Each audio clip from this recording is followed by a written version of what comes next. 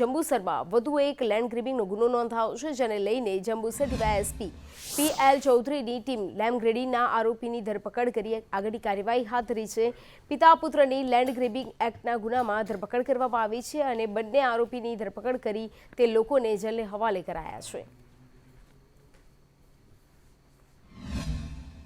Land grabbing એક્ટનો એક ગુનો દાખલ થયેલો હતો, જે ગુનામાં આ કામના જે ફરિયાદી શ્રી છે મનહરભાઈ ત્રિભુવનદાસ પટેલની માલિકીના પ્લોટમાં તથા ત્યાં શ્રી સ્વયંભૂ સોસાયટી છે તેનો પણ એક કોમન પ્લોટ હતો તથા સરકારી પડતર જમીન હતી, જેમાં આ કામના જે તોમતદારો છે એ પોતાના ઝૂંપડાઓ બનાવીને રહેતા હતા તથા એમાં એમની રોડ ડાકર પણ બાંધેલા હતા। એ રીતે એમને ગેરકાયદેસર દબાણ કરેલું હતું।